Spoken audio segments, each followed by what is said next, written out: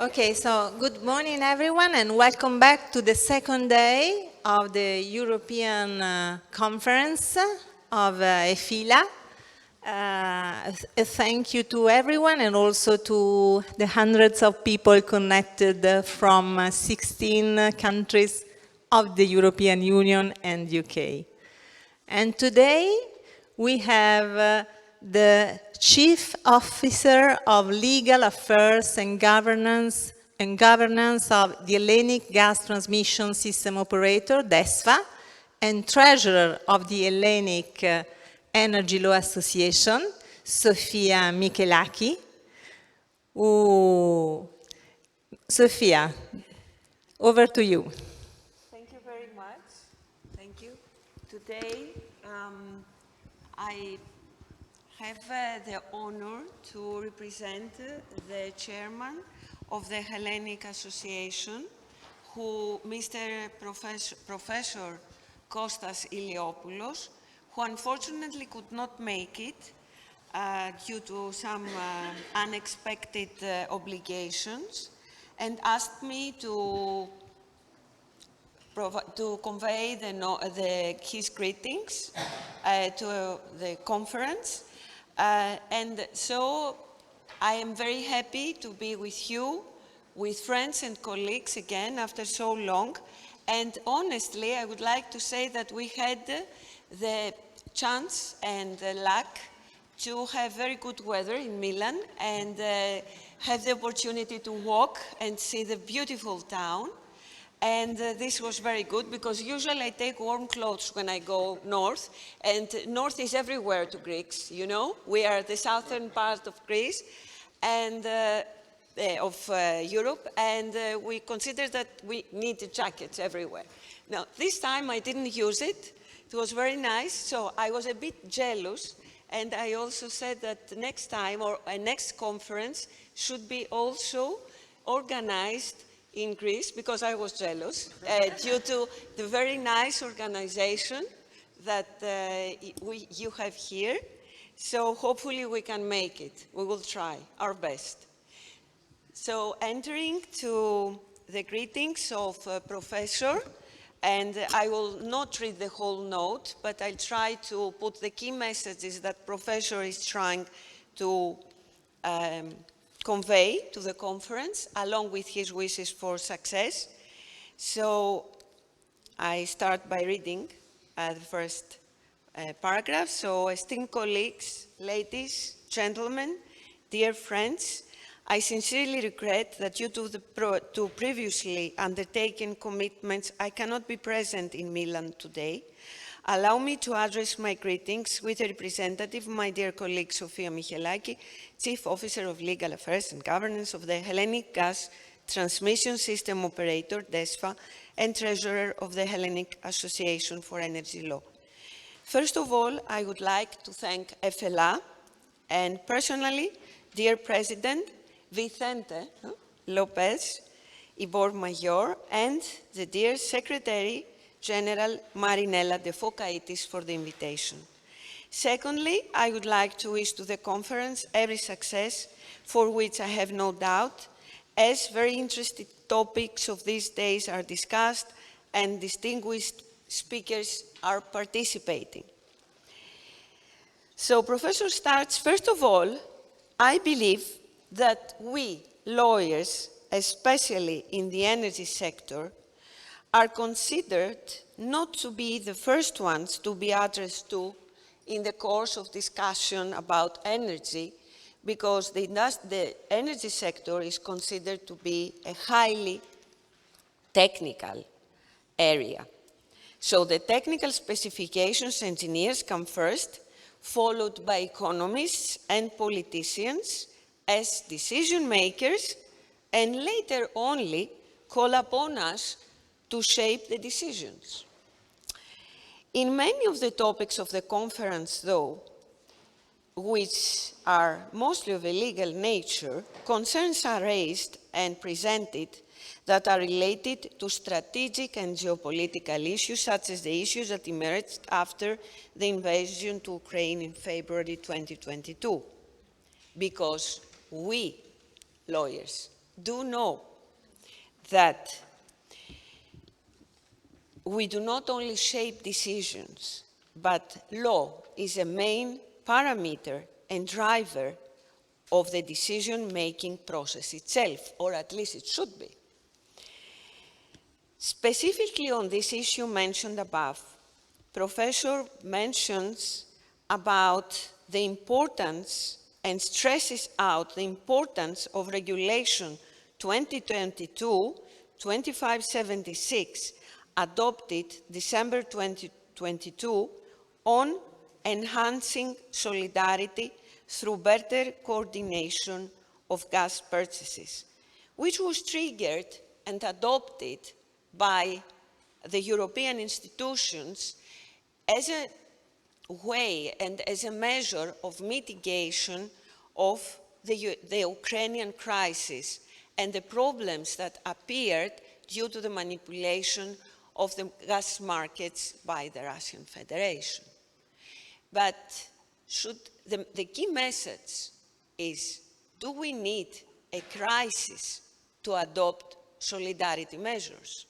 And more importantly, there is an open discussion whether these measures shall be in place and shall be maintained well after the crisis is over.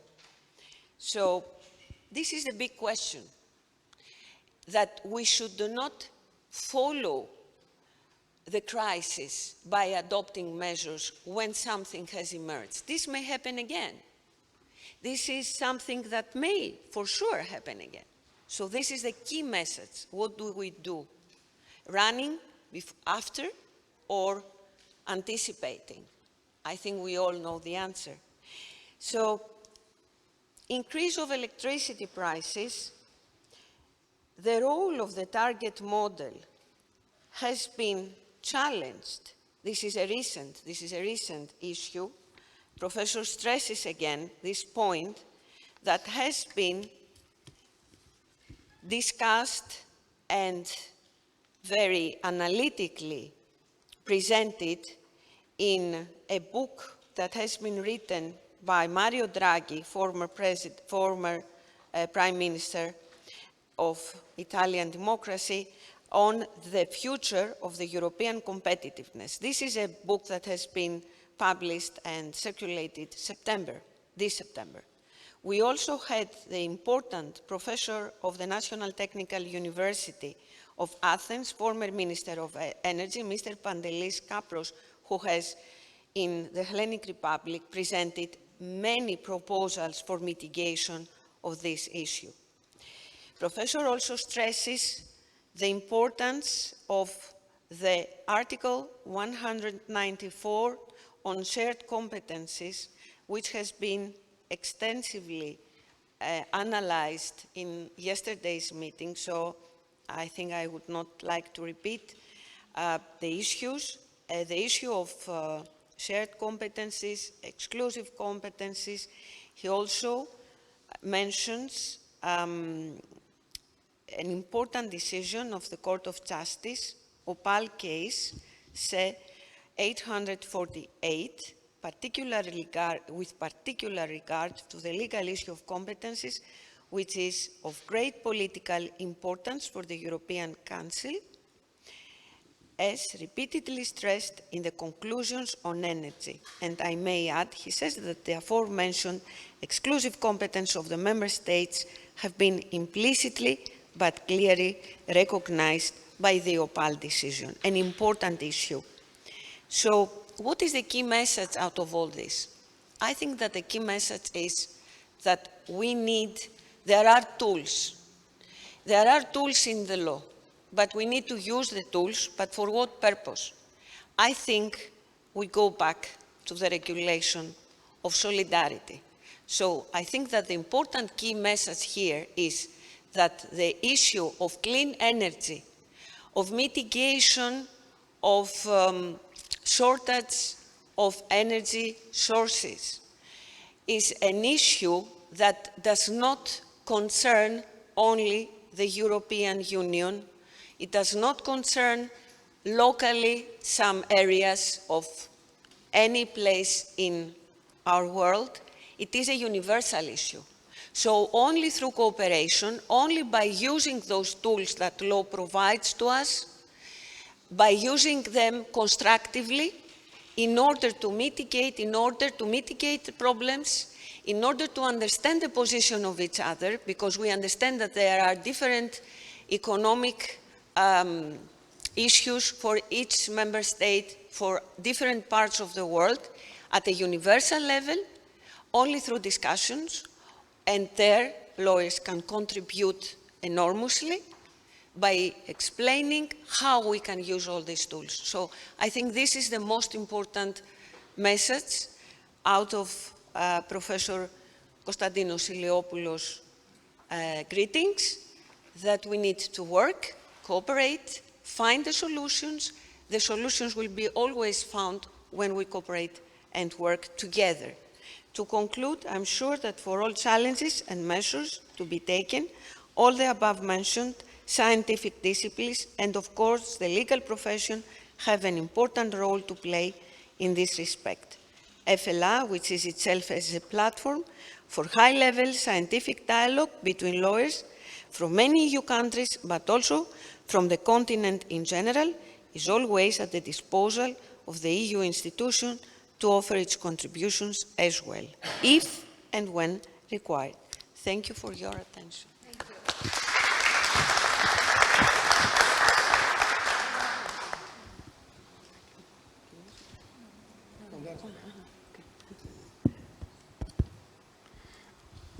Good morning, buongiorno. Thank you so much, Sofia, for your words and the way in which you have made this interpretation of Professor Konstantinos Iliopoulos, person very much appreciated here around this community of lawyers.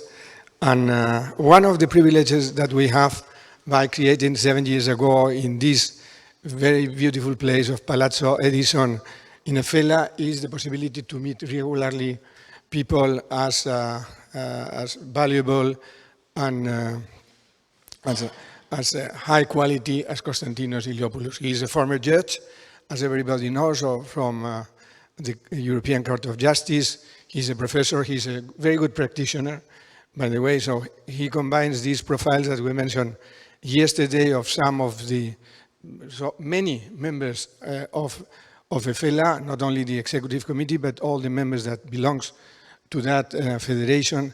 So we feel very honored. Please pass him the message that we feel very honored by his words of welcoming in this second session. We feel also very honored by your presence.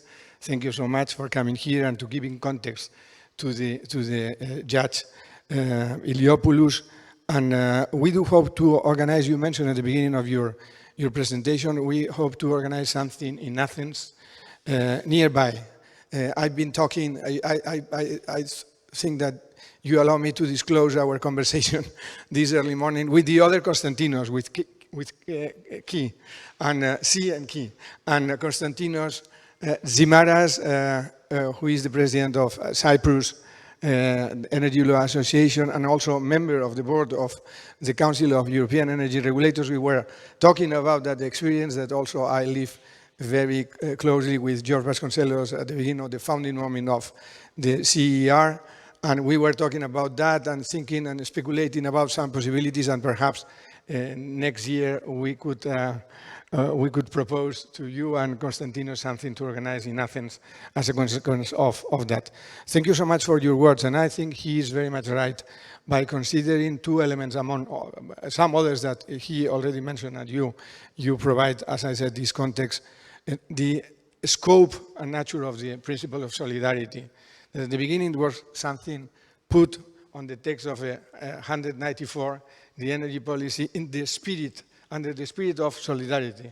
It was the spirit of solidarity because, in fact, it was not in the frame of energy policy nothing more than this, let's say, invocation of the purpose to create this spirit.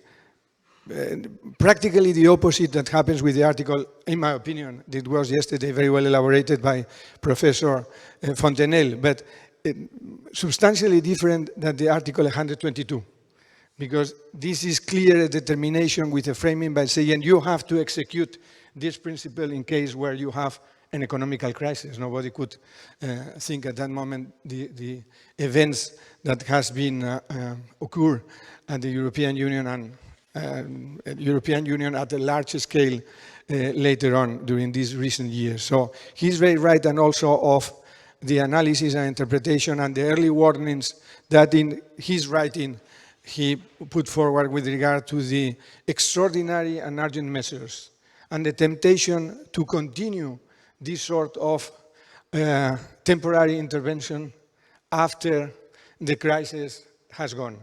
So saying, yes, stop, we have to think in if the situation allows us to lift these urgent and extraordinary measures, because something to legislate in extraordinary times is very difficult. Because I think the legislator and the regulator has a lot of temptations, and it's better to avoid these sort of situations. So thank you very much again, and it's a great pleasure to meet you and to come with you today. And the other speaker that we have in this opening session, and we also thank so much, is another Sofia. So it's a double Sofia session. Sofia Nicolai, this is a very qualified researcher in the Florence School of Regulation. Each time that I mention this name, Florence School of Regulation, and also you are so kind to understand, I may wish to say that I remember Loyola de Palacio, because she was a Spaniard, she was a Vice President of the European Commission in charge of energy and transport. I had the honor to meet her many times, and it was really unfortunate that we missed Loyola very early times, being still very young and doing a fantastic job at the European Commission.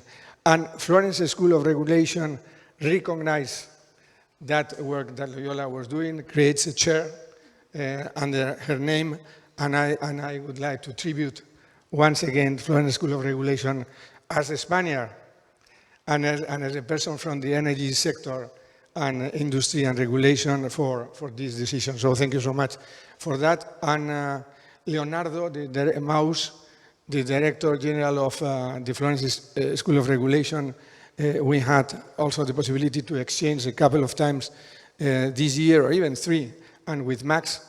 And we are preparing, and also I ask you if I can disclose the possibility to create a framing of work together and to organize a seminar of EFELA in Florence with the purpose to make this update of regulatory subjects that you are treated very well over there. So, Sofia, thanks again for coming. I know that is an effort in this period of the time that you have an intensive workload, but you are, of course, always invited to our sessions, and you have the floor. Thank you. Thank you very much, Vicente, for the kind words. I actually will be very brief because I see that we have a very dense day with a lot of sessions and a lot of interesting topics to address. Actually, on behalf of the Florence School of Regulation, I wanted to bring my greetings today and the good wishes for a very fruitful dialogue. Again, thank you to EFELA, thank you to Aiden and to Marinella and Vicente for organizing this most needed debate. Yesterday we heard and discussed a little bit the basics because we discussed the shared competence, we discussed Article 194 of the TFEU. So it was a very nice starting point. I see that today we will go more into the backbone of your energy policy. So we will discuss energy markets, starting from the next roundtable. But we will also discuss the energy mix and solidarity with a lot of professionals from all over the EU. So I really hope that everyone enjoys this debate, and I'm happy to interact on these very important topics. Thank you.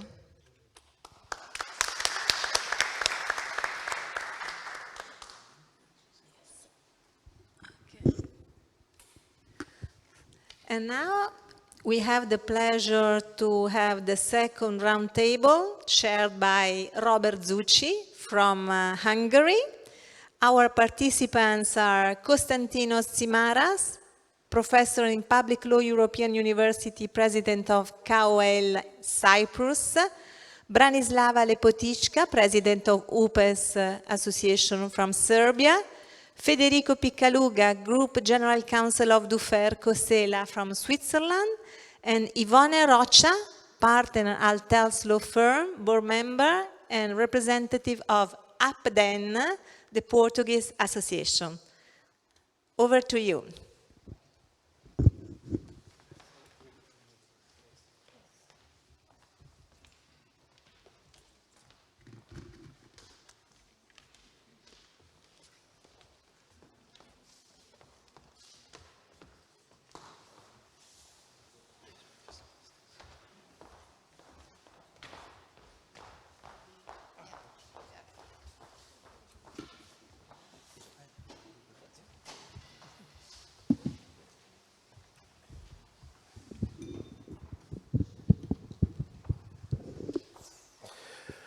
Well, good morning, everyone. Dear distinguished guests, dear panelists, dear participants. It's a big honor to welcome you to EFELA 2024 event in Milan. Today, we gather to address some of the most pressing issues shaping the future of the European energy market. Our team focused on supporting schemes for renewable energies, CPPAs, contract for differences. These are those questions which request the energy market nowadays. We shall talk about the evolving importance of citizenship energy communities and how active consumers transforming the way of the energy market right now. So I think today we are privileged to have us today a group of leading experts from and across Europe sharing the insights how regulatory framework can adapt to the new European electricity market towards decarbonized and secure electricity market. So let's start with the conversation with the most important questions, and we have a roundtable discussion right now. So I would like to address my first question to Konstantinos related to national regulatory authorities. So I just would like to, we have so many questions today to discuss. The topic of this panel discussion is so large that we can spend an entire day, we can even dedicate an entire conference for this issue. So that's why we would like to highlight the most important points today. And we shall talk about regulatory authorities, energy communities, network interconnections, and different type of contracts. But so that's why my first question is concerning to the regulatory authorities, and I would like to ask Konstantinos related to that question, that nowadays in this changing and evolving world, how national regulatory authorities can play their role and what type of role they can have in this very, very challenging world right now in our electricity market.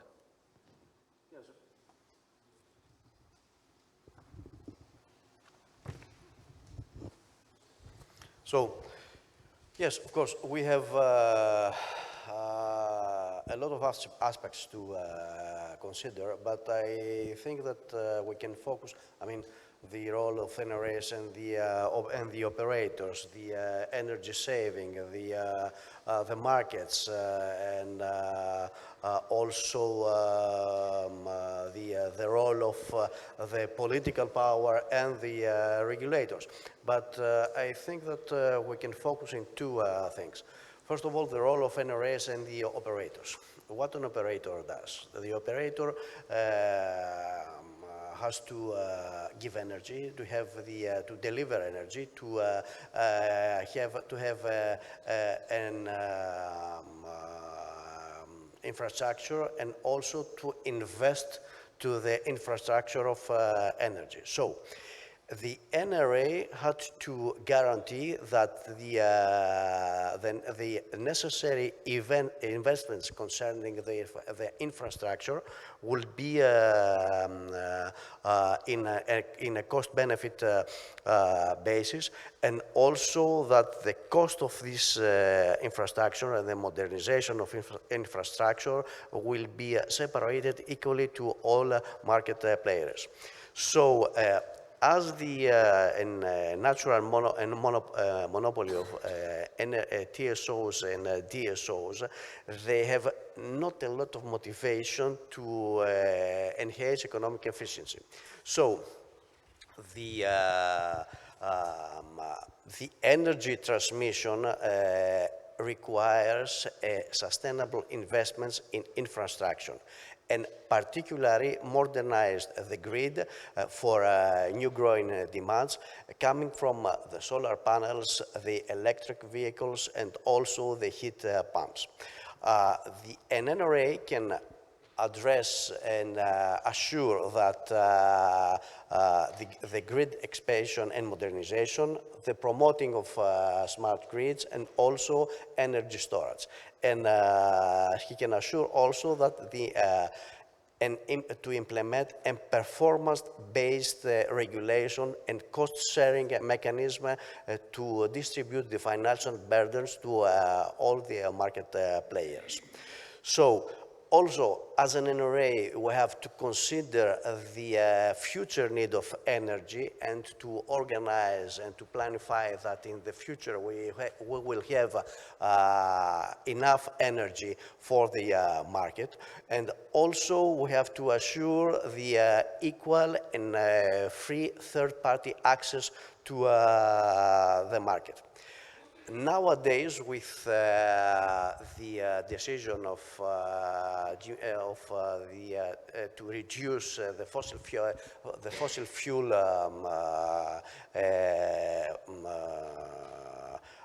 and to increase the renewable energy resources, this evaluation can provoke the high network tariffs. So, as a regulators, we had to assure that the new tariffs, the high network tariffs, has to be stabilized and be rational, and also assure the participation of all energy players to the rationalization of the new tariffs. So we can say that as NRAs, we have to oversee the network development. We have to oversee the investment to the network development, and also to ensure that the operators will integrate the renewables to energy sources in a cost-effective manner. Okay, thank you very much.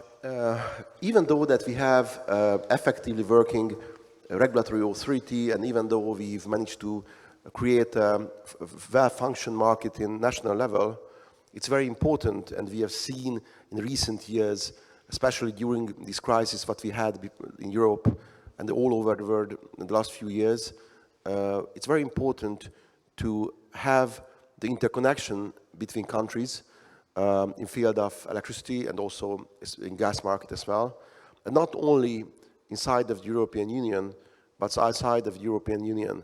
And we have to prepare for new challenges, especially not only what we've seen, but there can be so many challenges in the future that we still not able to see right now. And that's why we have to prepare for that. I truly believe that with interconnections, we can have a much more stronger market right now. So that's why I would like to address the next question to Branislava. So how do you see the questions of interconnections in the European electricity market? Especially this question is interesting because you are coming from a country which is not yet a member of the European Union. So I really would like to see your perspectives in this regard.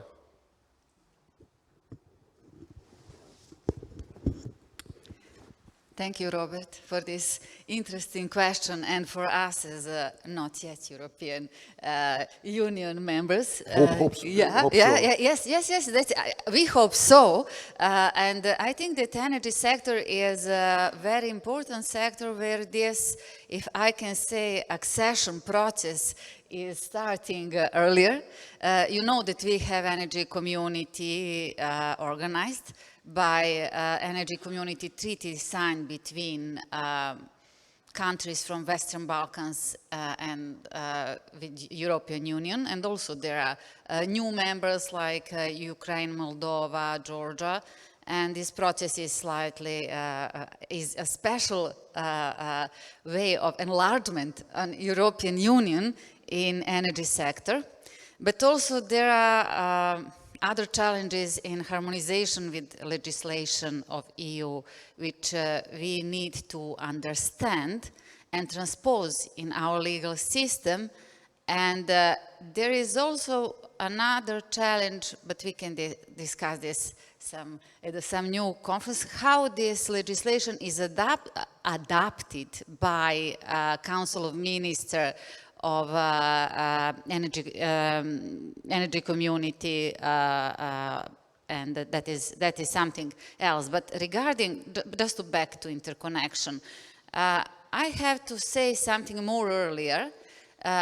In 1956 was a conference where UCTE was created, and you know UCT is a Union for the Coordination of Transmission of Electricity, and this is predecessor of ENTSO-E, who is now working this process in European Union.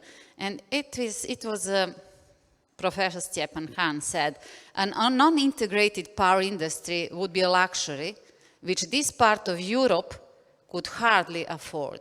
It was 1956, and something else was said at that conference. Nature has not distributed her wealth at all uniformly. And it is necessary, therefore, that what can be only imperfectly carried out within political boundaries should be attained wherever possible by the exchange of energy between countries, which from point of view of power resources are supplementary. And it was a starting position at that time. Now this process is if I can say, developed, and if we want to have really functional electricity market, you know that interconnections are necessary, especially between countries. But when we are reading EU legislation, we can find that in directive and in regulation, it is interconnectors are slightly differently regulated. And directive said that interconnector is equipment used to link electricity system. But regulations, which is directly applicable, is more precise, and it said that interconnector is a transmission line which crosses or spans a border between member states and which connects the national transmission system of member states. And especially a cross-border interconnector is always a link between two transmission systems with special rules applying to the management of cross-border interconnections and their capacities. And both of these definitions are transposed into our legislation, and you see and understand with everything that we heard from yesterday and learn from all these days of electricity that this need for electricity market integration. But I don't want to spend a lot of time, but I would like to add something, new way of thinking. If we are reading regulation, it says, and define precisely that it should be connection between national transmission systems. But when we read directive, it said that equipment used to link electricity system. And you know that in the aim to incorporate all these renewables, that and this desire for more electricity, which is present here, that we need somehow to increase these interconnections and increase capacity of transmission systems. But maybe it is not necessary to be always connection between transmission system. Because when we read directive, what could be also equipment used to link electricity system?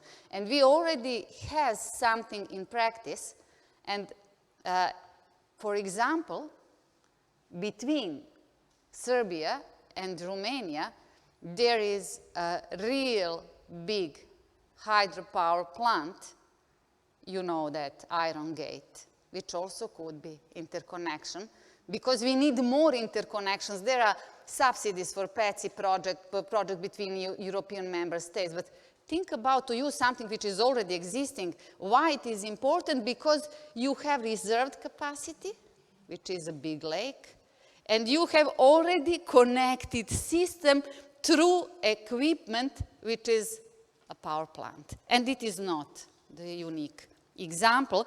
There is also Kraftwerk on the border of Germany and Austria.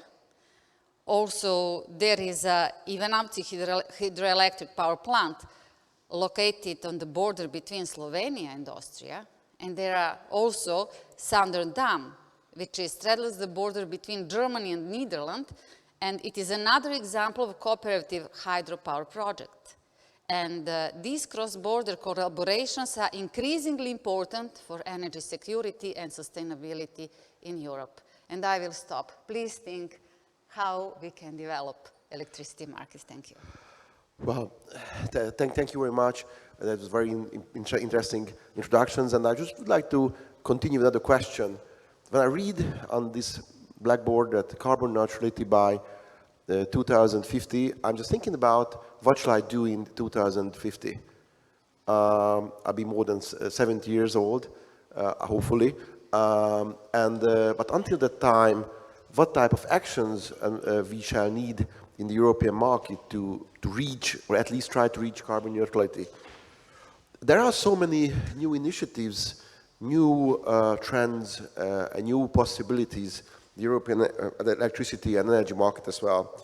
I think it's a very interesting topic right now, the PPAs and contracts for differences, and that's especially countries from the southern part of Europe have, based on lots of renewable energy, they have, I think, significant experiences of PPAs.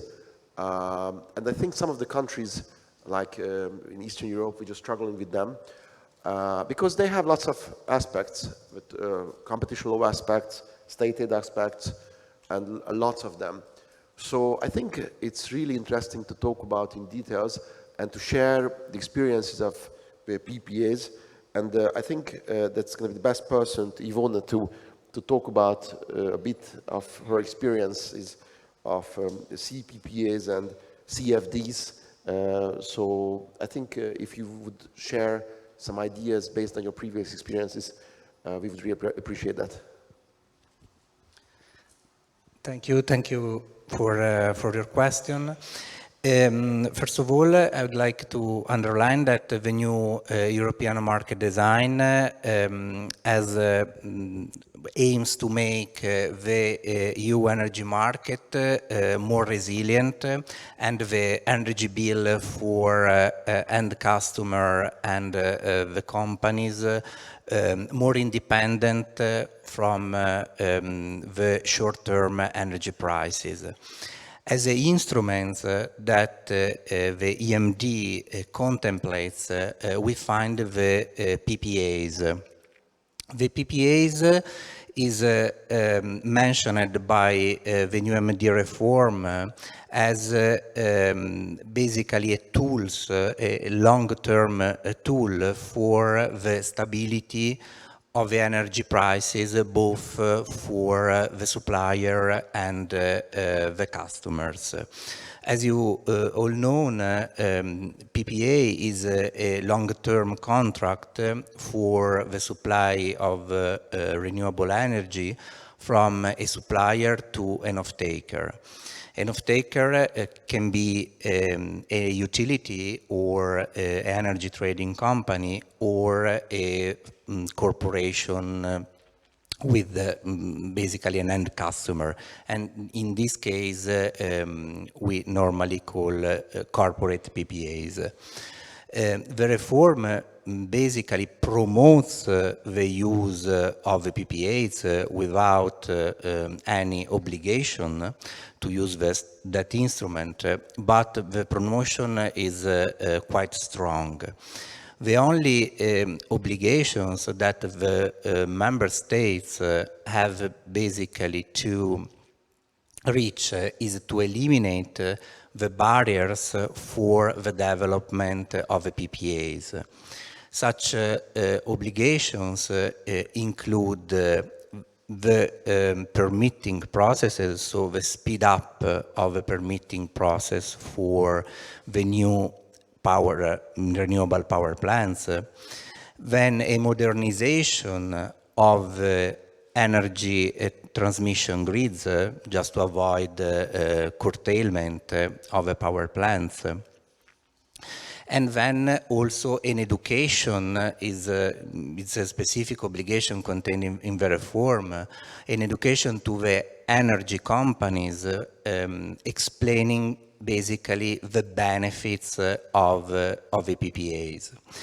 And finally, the last obligation is basically, again, for the member state to preserve the regulatory certainty. So basically to adopt rules that are clear and are stable. So these basically, in a nutshell, are the reform, what are basically the reform and how the reform contemplates the PPAs. Thank you very much. I just would like to ask you, would you like to complete any questions based on your experiences in Portugal related to PPAs? Because I think it's interesting to see your insights and your previous experiences as well. And then I know that you have a special topic related to energy communities, and in certain countries, I think it's a very interesting question right nowadays because, for example, in Hungary, we try to combine PPEs with energy communities as well, which can be a very interesting combination of those tools which are provided by the EU law. And I know that some countries in Europe have much more developed regulations in that regard, and in certain countries just lag behind, and unfortunately it shall create a very fragmented regulation in Europe right now. And therefore, I just would like to see your insights from Portugal, what type of good or bad experiences you had in that field, and I really would like to see your insights on this topic. Thank you, Robert. Thank you all for this moment. I usually say that PPAs are the bridge between the crisis and stability of the investments. In Portugal, we began to use it for the intensive electric industry because it's very important for both sides, for the side who is producing energy for all the reasons that you have just described, and also for the industry consumers. And I should say that they save a lot of industry for the energy crisis because the price becomes very, very high. And I believe that they will be more complex.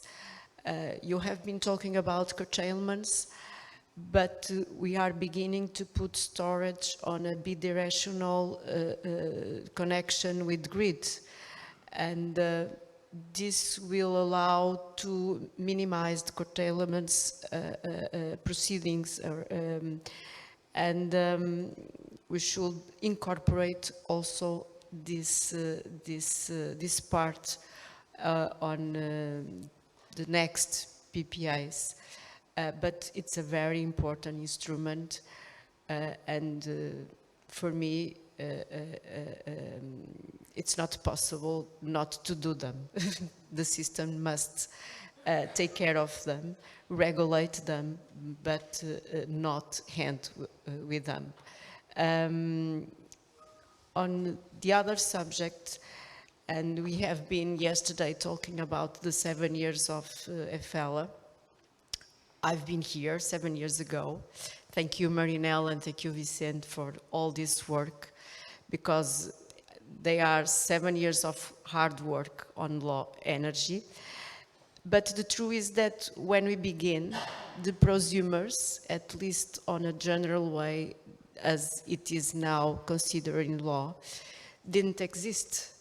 We talk more about large-scale productions, and we don't talk too much about decentralized productions. And I really believe that the decentralized production is essential for the decarbonization of our social and economic models. And also because with the decentralized productions, we are constructing a new part of the new energy market model, because we are changing from this large-scale productions to small and decentralized productions with a big change on the players and on stakeholders.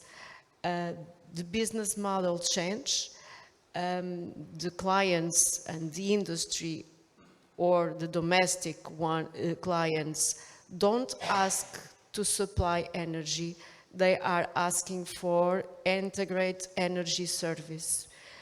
This is a big change. And if we put sharing energy on it, it becomes more interesting. And if we mixed the decentralized productions by putting storage on it or by using biomethane on it special for the intensive energy industry, it becomes a very, very interesting project.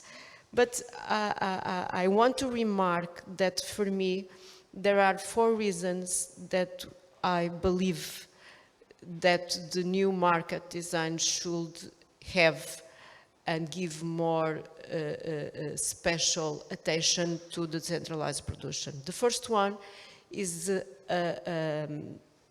land occupation. The land has got limits, and usually the decentralized productions use rooftops, the artificial lands. And this is a positive effect of it. The second one is, of course, energy efficiency, because if the production is close to the consumer, we don't lose energy on transport. And the third one is inclusion. It is very important for inclusions. I believe that decentralized renewable energy is the way to fight the energy poverty, and this is very important because we need the transportation, distribution of energy, but with the decentralized energy, we have an important instrument to become cheaper, the grid tariff. And this is could approach the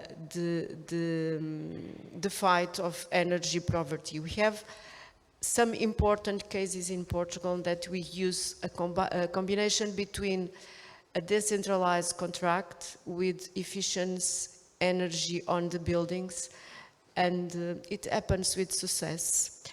And the last one is for industrial reasons. PPAs are important for stabilize the price, but decentralized energy are important to reduce energy costs. So I've been talking several times on yesterday and today of Draga report or Draga recent report. We need to reduce energy. For that, we need good PPAs in order to reduce risk, because if we reduce risk, the energy becomes cheaper. And we also need decentralized energy, because if we produce our own energy, we don't get cheaper energy. Thank you. Thank you very much for your insights. Now, I just would like to challenge an interesting question. We have lots of solutions. We try to roll out PPAs, different type of contracts, lots of behind-the-meter solutions, energy communities. But do you think if there's any risk of these solutions? I know sometimes they are cheaper, but sometimes companies can stuck in very, very long-term agreements. Sometimes these contracts can be unfit. Now, nowadays, they mostly favorable than the market prices, most of the cases. But maybe in 5 years' term, no one knows. So I think it's a big challenging thing. But all these solutions, do you think, and I'm going to ask this question to Konstantinos, if we have so many decentralized solutions, direct lines, behind the meters solutions and so on, how the national regulatory authorities can address, can control these things, because the role of the national authority is still to keep and maintain a high level of consumer protection and keep each energy market as an integrated market. And if we have so many islands, so many isolated solutions, in the end of the day, I see a country, I see a map, it's like a patchwork, connected with lines, but there are like islands, and I have a little fear that it's going to be very difficult to control it in national level. So in that very new market, how do you see the role of the national regulatory authorities, and how can address that challenge? Thank you for the question. Before that, I will make a comment concerning the interconnections. It is true, and Greece is a special case because we have more than 3,000 islands. Sorry, that it's not easy to have a stabilized energy system if you have a continent and then 3,000 islands. So for this reason, nowadays we're proceeding to interconnection with all islands, starting from the Crete Island, which is about 300 kilometers from the capital of Athens, all the Aegean islands. In the same time, we are proceeding to give licenses for renewables in the islands, solar panels or wind installations. So, the interconnection and also the existence of renewables and also generators as a backup solution, I think that can stabilize the system and assure that there will be electricity during the whole year. You know, the problem with the tourist regions is that you have a very enormous difference of demand during winter and summer. I mean, take, for example, the island of Rhodes. He has about, if I remember good, 100 or 120,000 of inhabitants during winter. Do you know how many inhabitants has during summer? More than 1 million. What does it mean? That you have, if you have the electricity capacity and needs here during winter, it goes up there during summer. It's the same thing for water. I mean, give water, because as a regulator, we have the same mission like the ARERA in Italy, energy, water, and waste. It's the same thing for water. I mean, you have to give water to 100,000 inhabitants during winter, 10 times more during summer. So we have to find solution to stabilize the system. I think it's the same thing here in Italy. For example, Sicily or Sardinia, the difference of the energy needs during summer and winter is enormous. It isn't always too easy to find solution and stabilize the offer and the demand during the winter and summer period. But going back to your question, as an NRAs, we're interesting to avoid to have price fluctuations and market distortions.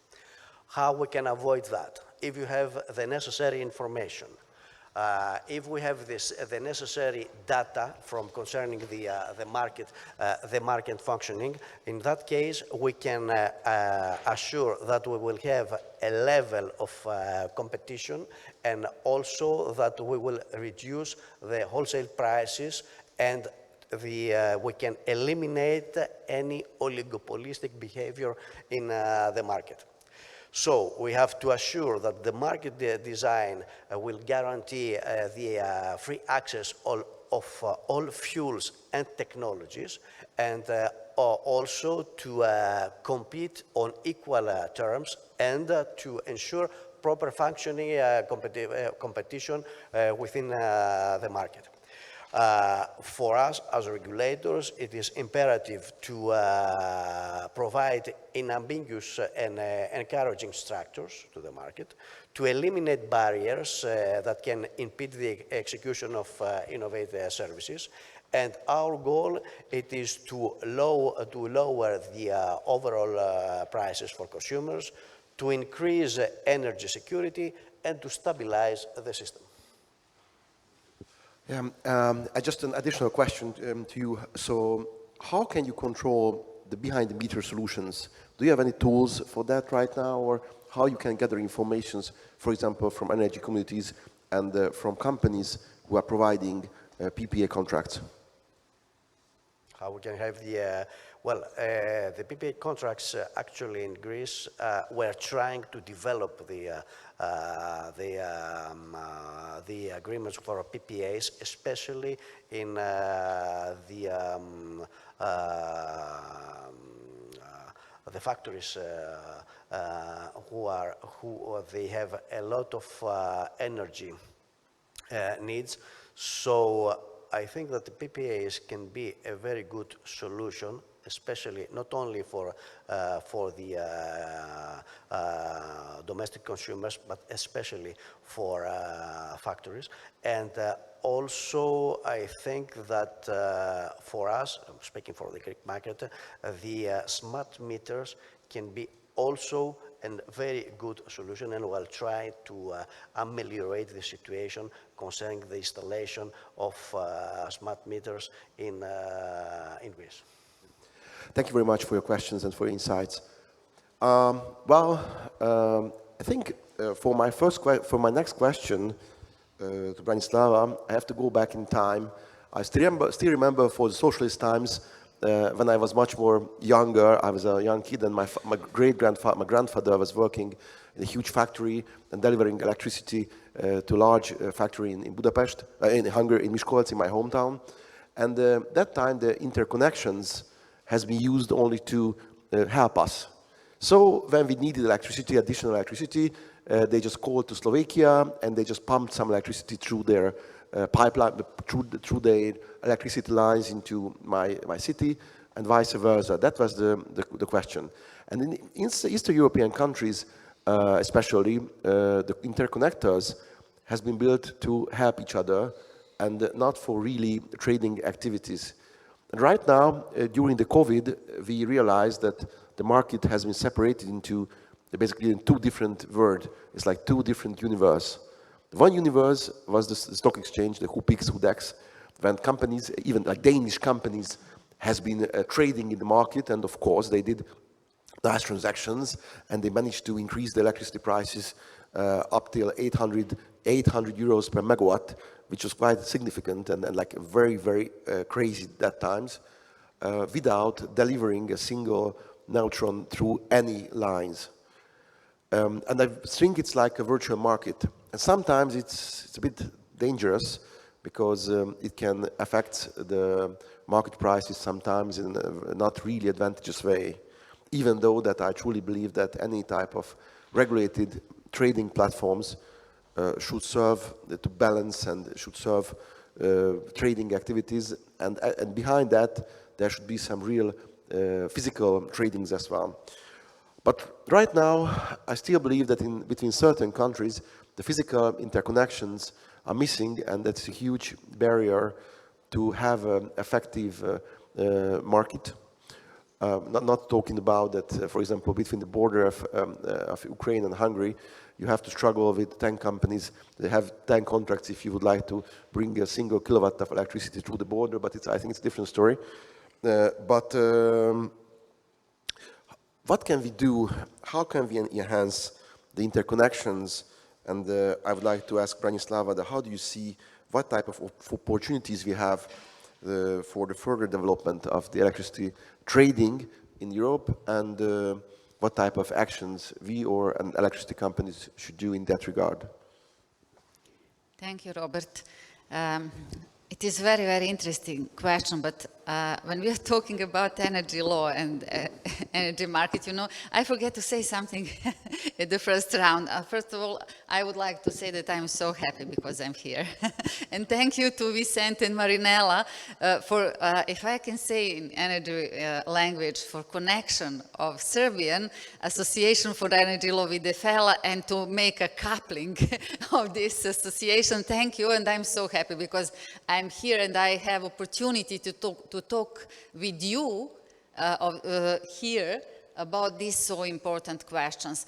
But when we are talking about market coupling in electricity, it is so interesting, and if I can say very fastly developed issue. It should be based on a robust infrastructure, as I previously tried to explain, connected national system by interconnectors. It means there are really need for investments for this, if I can say, logistic possibility to trading electricity, and maybe just incorporate also some big power plant which are on the border, but it will be a potential future, but also something regarding electricity trading, because you know this market is created by engineers, and somehow there are a lot of technical elements which we sometimes hardly understand, and I have to talk a lot with them, and their explanation is, you know, it is going very fast. It is not easy to follow all these elements. You know, we have day ahead, intraday, 15 minutes. It is going faster and faster, and somehow it should be treated, there should be a very strong IT structure and so on. But what about legal? And how legally follow this all transactions? And now I usually, when I try to find some solution, I think about the past. And all of you as commercial lawyers, we all learn about Incoterms. And you know, maybe that market coupling electricity trade will go beyond countries' borders, and it will be so fast. And Incoterms, which is also clauses which are used in international trade of goods, really support this. Somehow developed international language on trading goods. Maybe we can adapt this on electricity market. It is not so easy job, you know, because if we looking a legal system, electricity trade in Europe is understood that it is a trade of goods, logistically supported by services, but we are looking Vienna Convention, United Nations Convention on contracts for the international sale of goods. Electricity is not the subject. And somehow, it could be a very nice opportunity to us as energy lawyers to try to find solution to support this very hard job for trading electricity, I think in minutes, maybe in seconds in future, with some instruments which could support that. But also, when we are talking about Incoterms, these clauses also could be adapted for PPAs and support all other elements of electricity market. Vicente yesterday mentioned that we have two electricity markets, which is really the fact. And also, maybe we can also think about how to adapt Incoterms for this way of trade. Of course, we have to, as Mr. Samaras, have a stable electricity system assured by our regulators, but somehow it could be a good opportunity for our work and also for security of supply. Thank you. Thank you very much. So when we are at the standardization, that's a good question. In my life, I've concluded several contracts. I think all of us did based on the European Federation of Electricity Traders EFET agreements, which are quite standardized. It's just so easy to do it. Just click, click, click, click, click, and it's easy. You just easily can make a very complex deal on that. But my question for you, Federico, is: do you think that the standardization of PPAs in European level is realistic? Because then, because the problem is that I think it's very hard to involve investors in such a fragmented market in Europe, that in every country they have their own standards for PPAs. And my second half of the question is going to be, do you think, what are the main risks, what are the biggest challenges when a company would like to enter into a PPA agreement, and also as a corporate lawyer, as corporate counsel for a major electricity company, energy company, what type of questions you would take it into account before advising someone to conclude a really, really long-term PPA agreement? So these are the two questions: standardization and risks. Thank you very much. Thank you for your question. First of all, as talking about the new EU reform, basically ACER has to assess the standardization of the PPAs. So it's a requirement contained in the reform, and so I am aware that ACER has incorporated a group of experts. Basically 14 members that they have to assess through association of energy traders and other local association, including companies, if it makes sense to standardize the PPAs. The reply from this expert should come during this autumn. As far as I'm concerned, since I work for a trading company, and we have attended several meetings with our local association in some European countries and with the format EFET.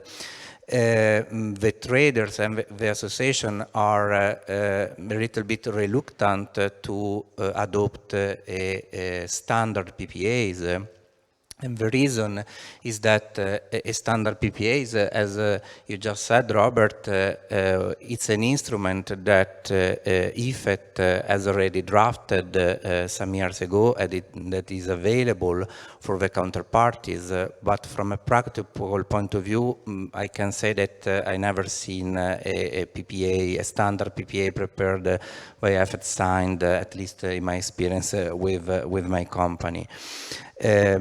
Our idea that is basically the same of Association of Energy Traders is to have basically a list of all the major points, the requirements that the PPA has to contain. But standardization is not, in our opinion, the right way to proceed in a so complex contract that has to be negotiated for a single deal. In terms, very quickly, of the risks that in my experience when we negotiate a PPA we face, for sure the main risk that we have to take into account is the volume risk, the route to market for the energy produced. The second risk is the market risk, so the price of the energy that the PPA can stabilize. And then I would say that as a general risk, I see a legal risk. That means that some provisions of agreement can be not enforceable, or the agreement is going under dispute. And lastly, I would say the counterparty risk is quite an important risk to be taken into consideration because we are talking about longer-term agreements with a term very long, between 5, 10, 15 years, so the counterparty risk is very sensible. Thank you very much. I think that's a question we can discuss later on to check the risk and so on. I think it's very, very important that what type of company you're delivering electricity or energy, that's also a big question. The counterparty, who's buying the electricity towards the PPA, that's always a big question. Yeah. When you have to evaluate the risks, that's always the most important questions, I believe. And finally, my big question to Ivona shall be related to energy communities. I believe that there's a huge, that the reason why that in European level, the energy communities are not as frequent as it could be, the major barrier for that is an investing question. So where to invest? Because there's no standardized form of energy communities. Of course, the European law opened a huge, really large area of interpretation. And each country has created a certain law, sometimes a very narrow way how they interpret energy communities. Like in Hungary, only a non-profit corporation company can create an energy community, which is I think financially it's an insane thing, because for a non-profit corporation, you're just simply not able to bring investors due to obvious reasons. But as a partner of a law firm and as an advisor, so if your clients or any community would like to ask you to talk about energy communities, what would be the major advantages and the major risks of creating energy community? So what are the opportunities and constraints related to energy communities? And that's going to be your final question. Thank you. Thank you, Robert. First, I should remark that I absolutely agree. We don't need standard PPAs. We need a list of essential elements, because we live in a dynamic world with dynamic technology, and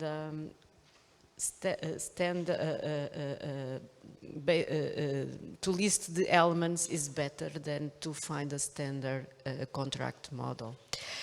Concerning decentralized productions and concerning communities, the problem becomes bigger because we don't have standard realities. I believe that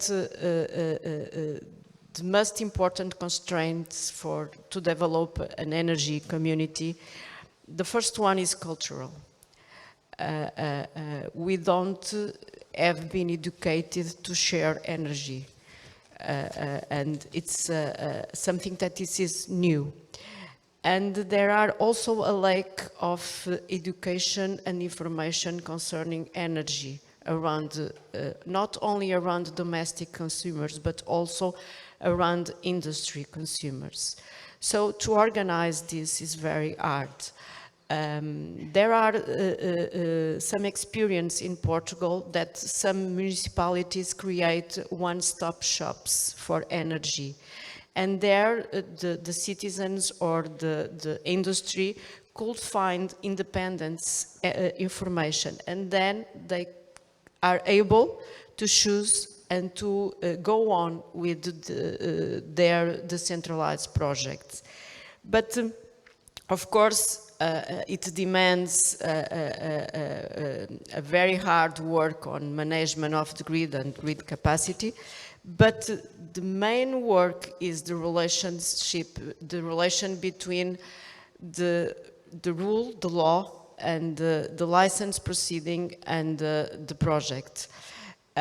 We have a very flexible demand, And it sometimes is very hard to make this flexibly technology demand to a known flexibility answer from the license point of view or from the regulator.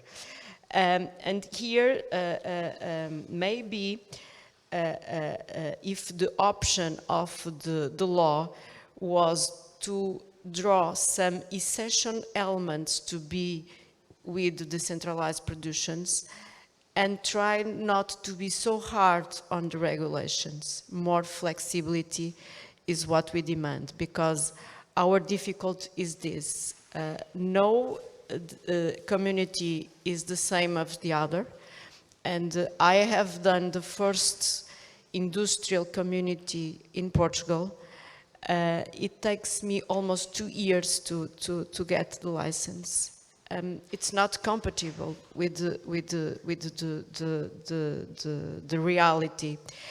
And what we should demand, I usually say we should demand energy law game changers, because we are taking care with different realities. And this is very good, because we really need good academic reflections. We need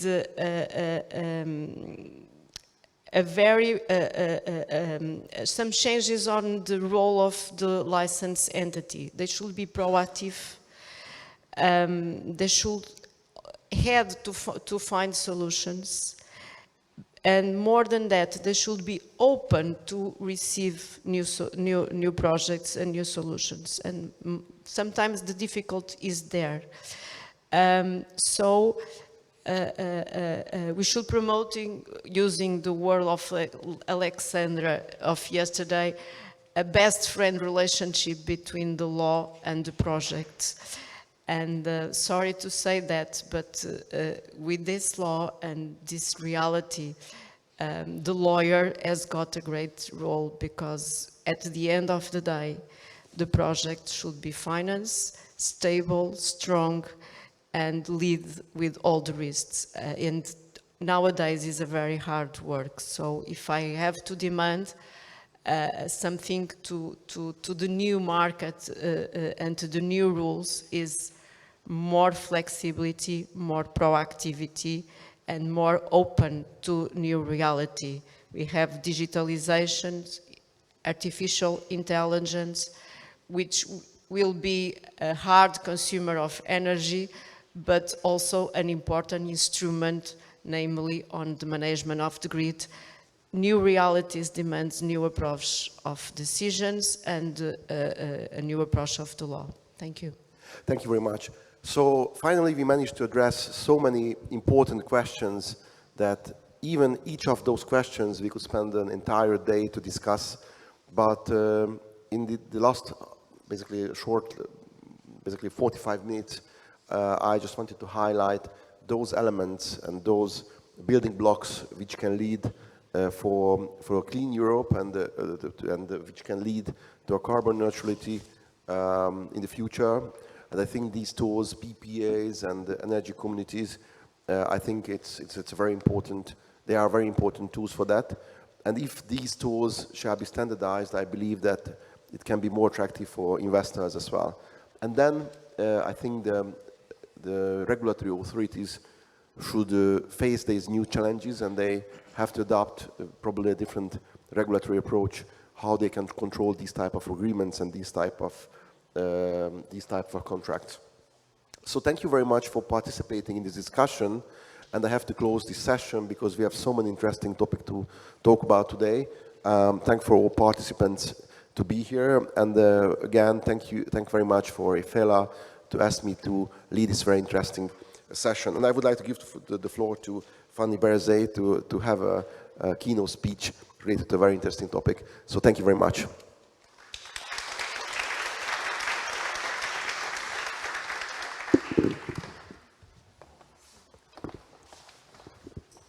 So let's continue. Our next speaker is Fanny Berezzai, Associate Lawyer Bonnet Schmidt and representative of AGDE, the Luxembourg Association, who will provide us an insightful comparative analysis on European Union energy policy with other regional systems. Thank you, Fanny. Thank you.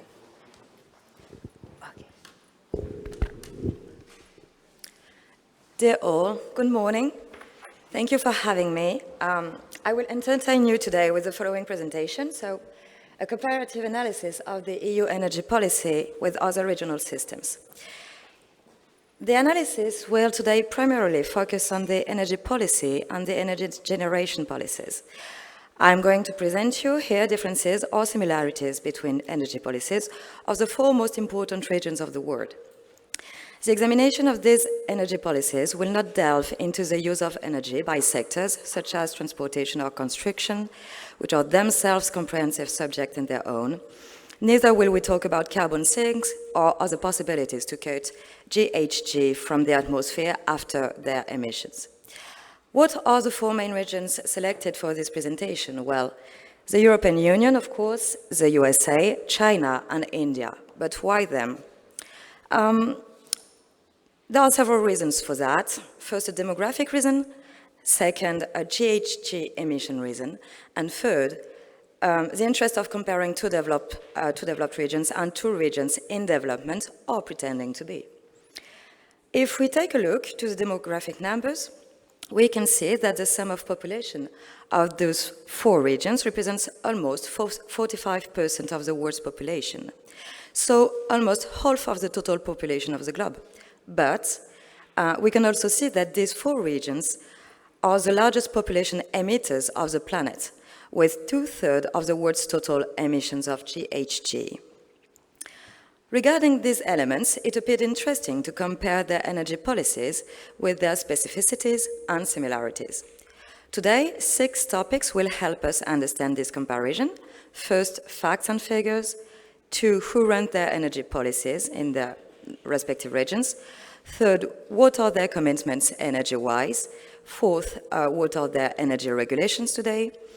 Fifth, do they collaborate with other leaders in the world to improve their energy policy? Sixth, what difficulties do they face to implement their energy policies?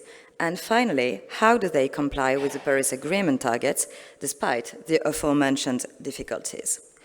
First of all, facts and figures. Well, the EU is a global leader regarding the decarbonization of its industry. Though it is a net importer of energy supply and critical mineral, and was until recently dependent of Russia, for example, in this regard. The Russian attack against Ukraine triggered the most important shift in the EU energy history. Since COVID and the Russian attack, the EU strives to reach for a proper energy sovereignty. The US, as close as they can be to the EU in many ways, remain quite different regarding the energy policy. They are far less advanced in their clean energy production and transmission than the EU, which is in part the result of the back and forth of the US political presidential stance these last 12 years. The political division we are all aware of in the US is very much reflected in states and energy policies. About a half of the US states do not have any of them, while the other half are more or less advanced in that matter. Finally, a substantial difference between the EU and the US is that, in fact, unlike the EU, the US are a net exporter of energy. China, on the other hand, is another major regional actor in the world. It is well known that China is the world's factory, and consequently, it is the world's first GHG emitter. As of today, Chinese energy needs are met with coal, and on a greater scale with fossil fuels. But the very important paradox of this country, or should I say paradoxes, is that at the same time, China is the world's largest consumer of renewable energy, has the world's largest installed solar capacity, and its wind and solar industries are already profitable and at low cost, thanks to Chinese scale, among many other elements. So, two energy worlds coexist in China, but none of them is expected to decrease anytime soon. China will continue to import 21% of its energy needs, fossil fuels, as long as its industry will not be completely electrified, and as long as its clean energy production won't be enough to cover its needs. India, on the other hand, has yet to electrify remaining rural parts, where population has not access to electricity yet. Well, Indian population is the largest of the world. So we can understand that India is on the path of development, which is very energy intensive, considering its scale.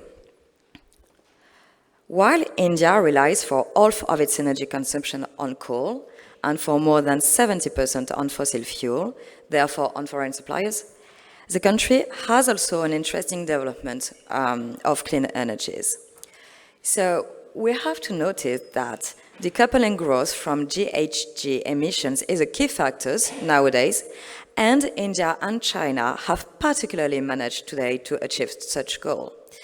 Another key factor is carbon market, and carbon market do exist in two of the presented actors, but the other two actors have failed to build such markets. So EU and China do have an existing ETS, emission trading system, while the US and India do not for now. Who run the energy policy in these four regions? Well, somehow those four actors share a common trait regarding the administration and running of their energy policy. We can acknowledge two levels of administration, a central one and a more decentralized one. For the EU, well, the EU has European decision and regulation makers, then a specific European agency which is meant to administrate fundings that can be granted to implement the European energy policy, and this agency is quite recent. And finally, you have the state level, the EU members level, so EU members, government, lawmakers and administrations who run their respective energy fields and energy policies. The US, on its part, have also federal departments. So major ones are the US Department of State, the Department of Energy, the Treasury Department, of course, the US, and then, then those are federal agencies, but this is a federal level. And then you have the state level, as we could see on the previously displayed maps. For China, China do also have a double level of energy implementation. You actually have a central government with ministers, and then this central government gives its instructions to provinces. And finally, you have India, which appears to have a quite similar pattern. There are central government ministers, which are displayed on the slide. They are acting on the federal level, but also an energy department in each Indian state. And those energy departments are meant to implement the federal energy policy. Having said that, what are these four regions' commitments energy-wise? Well, if one commitment is common to the four actors we're examining today, it is to be part of the Paris Agreement. But even though they have the same objective, which is to take the global average well below 2 degrees above pre-industrial levels, well, neither of them have committed to decarbonize the same way. Two camps appear clearly: those whose development is completed for decades already, and those whose development is still ongoing, or at least they pretend to be, such as China. The EU has committed to decarbonization, but also to strengthen its energy security for many years now, as these different strategies can show us. So you have the Energy Union strategy, then the European Green Deal happened, the Global Methane Pledge was launched in 2021, and lastly, the Repower EU plan in 2022. Decarbonization has really taken a major turn in the EU with the European Green Deal in 2019, targeting a climate neutrality for 2050. What is interesting too is that the EU has lately taken into account climate effects of methane emissions. Consequently, the Global Methane Pledge was launched in order to cut methane emissions in the future. A few months later, it is the Russian attacks that kicked the EU to accelerate its decarbonization pace and aspiration for a sovereign EU, energy-wise. The USA committed to quite similar objectives, but as we showed earlier, they don't have the same concerns about energy autonomy. Therefore, they do not really plan to diversify their energy supply and energy generation. China, on the other hand, has different targets to reach. Even though China is part of the Paris Agreement, she has estimated she could not reach climate neutrality for 2050. Thus, she committed for carbon neutrality in 2060. She has set up accordingly a clean energy and electrification targets, such as installing the equivalent of 1,200 gigawatts of combined solar and wind capacity by 2030, in 5 years. Finally, India's commitments are also different. India is, as we said earlier, also part of the Paris Agreement, but just like China, India has stated she cannot be carbon neutral in 2050. In this regard, she hasn't targeted 2060 like China, but 2070. We can see that India would like to have 500 gigawatts of non-fossil fuel energy production capacity on its soil by 2030, which we can compare with the 1,200 gigawatts China would like to have with only wind and solar at the same date. 500 gigawatts compared to 1,200 gigawatts, bearing in mind that Chinese population is less important than India's today, and that India's population keeps growing while China's is decreasing. What about the regulation for implementing those energy policies? Well, regarding the major regulations put in place for each energy policy, the EU seems, by far, having the most comprehensive one. Other fellow speakers have already mentioned the Article 194 of the Treaty of the Functioning of the European Union, which sets major principles as a frame for all countries and for all EU regulations, and declares that the energy policy is a shared competence between EU member states and the EU. The same treaty provides specific provisions for specific energy sectors, such as security of supply, energy networks, coal, nuclear energy, or internal energy market and external energy policy. The actual applicable energy framework was established with the recent Fit for 55 package under the European Green Deal. 17 texts were adopted on this occasion, and about a dozen of them directly target the energy policy, whether it concerns intern or foreign GHG emissions, transport emissions, the EU emission trading system, energy efficiency objectives, or binding GHG emissions reductions objectives and for member states, etc. Aside from this Fit for 55 package, another decarbonization initiative has been created by the EU with the taxonomy regulation. And finally, transmission and grid issues have also been addressed by the EU. In comparison, the US legal framework seems a bit light, but two very important regulations are still worth to be talked about. The Bipartisan Infrastructure Law, which is the Infrastructure Investment and Jobs Act, and the Inflation Reduction Act are actually groundbreaker for the United States of America. These two have been passed simultaneously by the Biden administration and have permitted the largest investment in US power infrastructures ever, which was hugely needed by the country. The IRA permits to allow tax credits to decarbonization in many, many areas. The US has also passed a bill which has become the CHIPS Act. It is a subject we haven't addressed yet here today, but this is a regulation that aims to tackle the great US dependency towards China regarding semiconductors supply.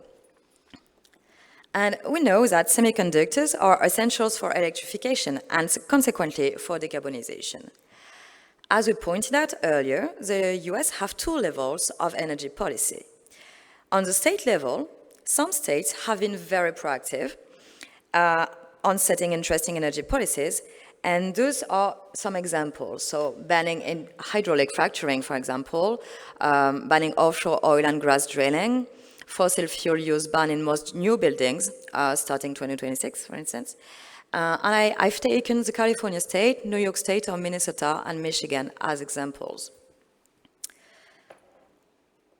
China, on the other hand, has actually a quite simple legal framework to implement its energy policy. First, the Renewable Energy Law, that has been amended many times and will be again in the future. And then China has a plan for medium and long-term renewable energy development. Finally, she has a short-term plan, which is a five-year term plan, and that plan changes, of course, every 5 years. Today, China works on its 14th five-year plan. India has kind of a legal different framework to implement its energy policy. It has main laws, regularly amended too, such as the Electricity Act, the Energy Conservation Act, or the Electricity Supply Act. And then you have specific guidelines or rules or frameworks addressing specific energy subjects. So, for instance, it will address battery energy storages, hydrogen, green tariff under electricity. And this is supposedly how it works in India. Commitments and pace of decarbonization of the two actors that are China and India could appear less important for observers. But we have to bear in mind the demography of these countries, the amount of their energy demand today, the amount of Western manufactured products that are produced in China or India to better understand the comprehensive global picture. Do these actors collaborate with other leaders in the world to improve their energy policy? Well, every of the four actors do collaborate with other states or group of states.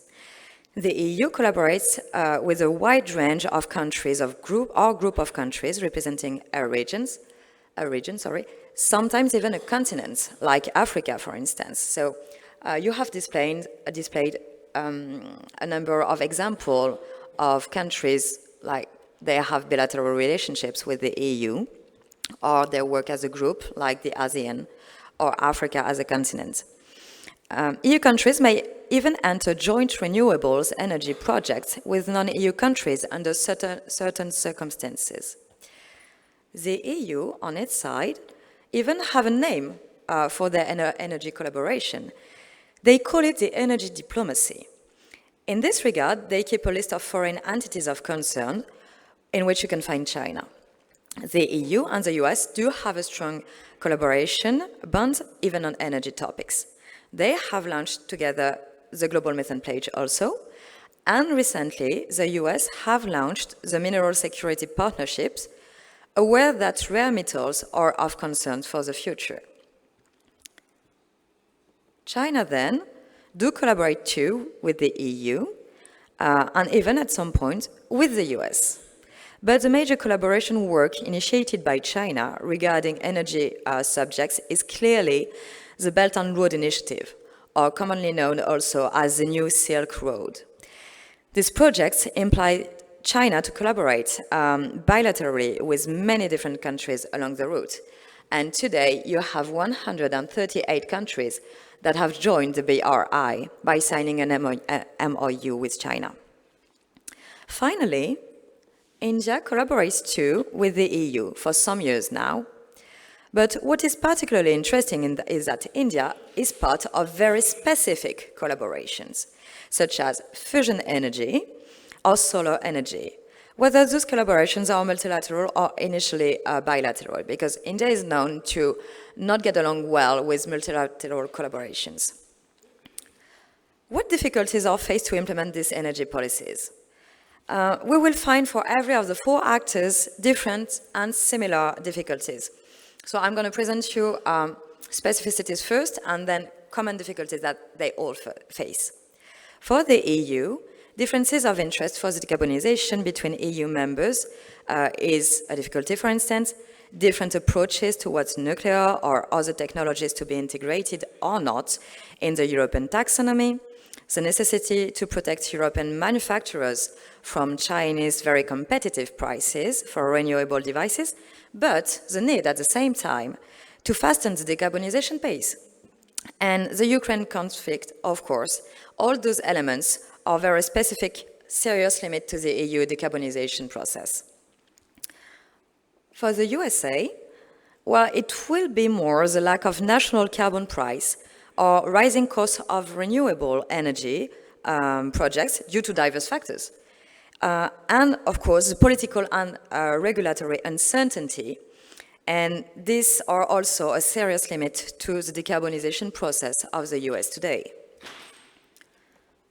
For China, specific difficulties would be the very important dependence to coal and fossil fuel in general, but also the power of coal companies, of course, the increase of extreme weather events, an uneven repartition between generation plants and consuming centers, because they are not positioned in the same areas in China, and the lack of energy-saving policies. Those are all very serious limits for the Chinese decarbonization process today. And finally, for India, the main difficulties, or well, more specific difficulties, are like its very important rural demography, the lack of political will to subsidize more renewables energy, the Indian difficulty to engage in multilateral discussions, as we mentioned earlier, the lack of means to renovate dams and exploit its huge hydroelectrical potential. All of those are serious limits to Indian decarbonization. What can we talk about similarities now? Well, they all face the same difficulties, such as concern about energy security, administrative difficulties, important dependence to China. Well, of course, China is not concerned, but for the three others, important dependence to China for devices or critical minerals. Energy sources or suppliers not diversified enough, grid and infrastructures not proportionated to the actual demand, and even less proportionated for future demand. Well, how do they comply with the Paris Agreement targets despite the aforementioned difficulties? I'm going to do the same, so I'm going to present you the kind of potential solutions for each of them and then common solutions. The EU is the only one of the four actors not to support nuclear development in its energy policy. It was to be mentioned. The EU prefers relying on cooperation mechanism in order to foster EU member states' decarbonization projects that the EU funds thanks to many funding programs. The EU will also invest to prevent and respond to accidents on offshore installations and disruptions to energy supply and emergency oil and gas stocks. Better safe than sorry. The USA needs a significant increase of state actions, because the federal level alone will never be sufficient to reach out American decarbonization commitments. All of the potential solutions, or other potential solutions for the USA will be displayed in the common solutions. And China counts today a lot on energy savings. A specific aspect will also be a need to be addressed, which is a better cooperation between the central government and an effective energy market. It's not effective enough today. And India, on its side, is expected first to reduce its energy intensity, then electrify completely its entire fleet of vehicles and scooters. India hopes also to become the world's leader on the hydrogen production market and consumption market. The country finally wishes to develop a skilled workforce able to work on any renewable energy generation infrastructure, but in the meantime, it will have to drastically increase its renewable infrastructure constructions, and for that to change its subsidies policy for fossil fuels.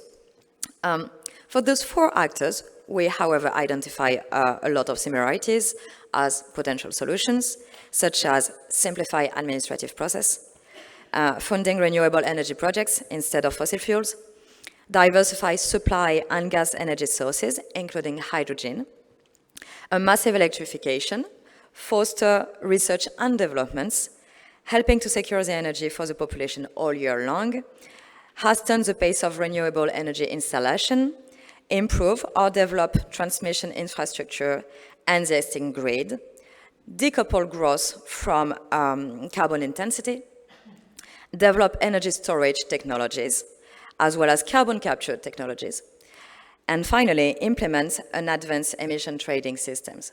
Those are the common potential solutions that every of these 4 regions have noticed, pointed out. So, in conclusion, to tackle global warming, eventually all countries will have to internationally cooperate, including trade measures in their cooperation that enable low-carbon, expensive investments and penalize high-emissions industry productions. To achieve these goals, every actor will have to reach a high level of interconnection and grid completion, as well as set up energy infrastructures, allowing the integration of much more important electricity production, and especially a low-carbon electricity. The international cooperation must not prevent countries to secure their own energy supply, whether they choose to diversify their energy sources abroad or home grow their own energy and devices with their own infrastructures. These mandatory steps will have to be achieved, keeping in mind that the population acceptability is a key factor for a just transition towards a decarbonized world. Thank you for listening to me.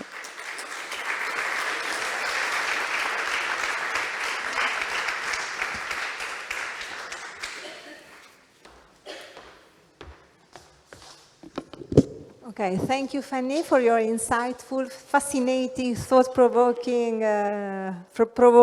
analysis. And now we have a coffee break. Please be back in your seat in 10 minutes because we have other roundtables and speakers. Thank you.